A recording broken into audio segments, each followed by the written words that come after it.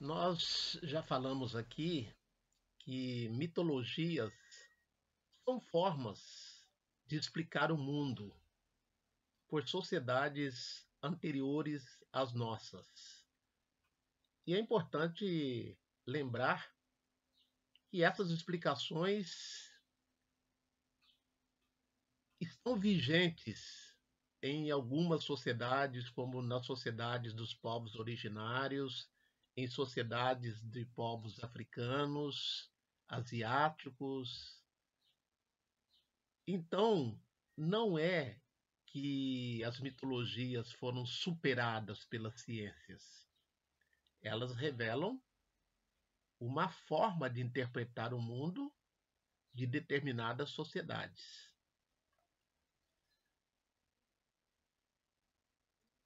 Existe nas cosmovisões dos povos africanos maneiras peculiares de explicar a origem das pessoas, a origem do mundo, a origem de todos os seres existentes. Então, nós vamos trazer aqui o prólogo desse livro, Mitologia dos Orixás, de Reginaldo Prandi, que nos ajuda a desmistificar algumas entidades das religiões de matriz africana que foram historicamente marginalizadas, sobretudo pelas práticas cristãs no período da colonização. Se bem que ainda existe alguns líderes religiosos que em seus púlpitos continuam a degradar, vilipendiar e a desqualificar as religiões de matriz africana. Sobretudo nesses últimos 4 anos, quando foram, de certa forma, incentivados por alguns líderes religiosos que se dizem, aliás, por alguns políticos que se dizem pastores, pastoras, etc. e tal. Vamos ver então o que nos diz Reginaldo Prandi acerca das narrativas míticas dos povos iorubás. Um dia, em terras africanas dos povos iorubás, um mensageiro chamado Exu andava de aldeia em aldeia à procura de solução para seus terríveis problemas que, na ocasião, afligiam a todos, tanto os homens como os ancestrais, os orixás. Conta o mito que Exu foi aconselhado a ouvir do povo todas as histórias que falassem dos dramas vividos pelos seres humanos, pelas próprias divindades, assim como por animais e outros seres que dividem a terra com os homens.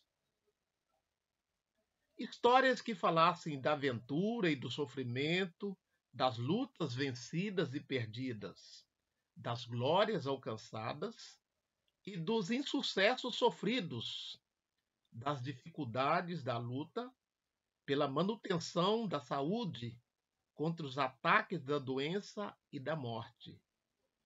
Todas as narrativas a respeito dos fatos do cotidiano, por menos importantes que pudessem parecer, tinham que ser devidamente consideradas.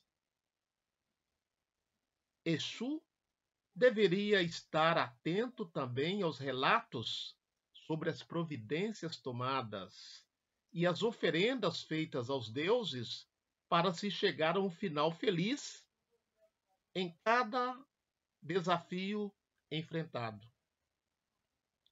Assim fez ele, reunindo 301 histórias, o que significa, de acordo com o sistema de enumeração dos antigos Yorubás, que Exu juntou um número incontável de histórias. Realizada essa pacientíssima missão, o orixá mensageiro tinha diante de si todo o conhecimento necessário para o desvendamento dos mistérios sobre a origem e o governo do mundo, dos homens e da natureza, sobre o desenrolar do destino dos homens, mulheres e crianças, e sobre os caminhos de cada um na luta cotidiana contra os infortúnios que a todo momento ameaçava cada um de nós, ou ameaçam cada um de nós. Ou seja, a pobreza, a perda dos bens materiais e de posições sociais, a derrota em face do adversário traiçoeiro, a infertilidade, a doença, a morte.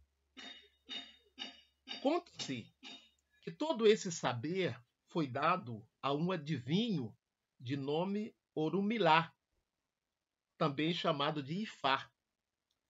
O transmitiu aos seus seguidores, os sacerdotes do oráculo de Ifá, que são chamados Babalaôs, ou pais do segredo.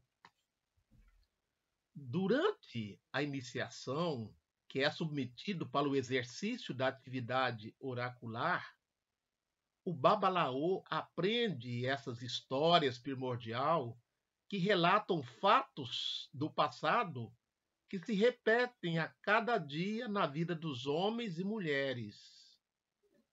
Para os Yorubás antigos, nada é novidade. Tudo o que acontece já teria acontecido antes. Identificar no passado mítico o acontecimento que ocorre no presente é a chave da decifração oracular. Os mitos dessa tradição oral estão organizados em 16 capítulos, cada um subdividido em 16 partes, tudo paciente e meticulosamente decorado, já que a escrita não fazia parte, até bem pouco tempo atrás, da cultura dos povos de língua iorubá. Então vejam que essa figura temida por alguns, vilipendiada por outros, a figura do Exu não é sinônimo do demônio, do diabo da Igreja Católica. Essa construção da semelhança do Exu, da religiosidade africana, com o diabo da tradição judaico-cristã, foi uma invenção dos colonizadores, sobretudo no momento que eles buscavam catequizar, evangelizar, cristianizar os outros povos africanos, asiáticos e aqui da América. No caso de Exu, eles transformaram o Exu no diabo da Igreja Católica. É por isso que ainda hoje tem muita gente que, ao passar numa encruzilhada e encontrar as oferendas para Exu, ficam com medo, né? Ficam imaginando coisas. Exu é um mensageiro. Exu é aquele que mostra o caminho. Por que encruzilhada? Porque a encruzilhada é o lugar da dúvida, é o lugar da incerteza. É o momento em que não se sabe bem para onde ir. Então é justamente ali que devemos invocar o Senhor dos caminhos para que ele nos dê a direção.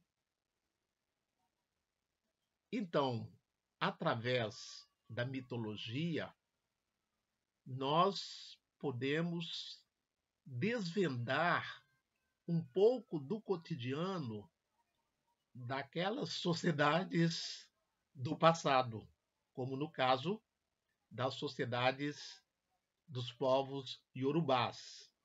E volto a insistir que essas narrativas, elas continuam presentes hoje no âmbito da religiosidade. Então, através dessa obra de Reginaldo Prandi, é possível conhecer as narrativas acerca da criação do mundo, das pessoas, dos animais, da vida, dos povos iorubás.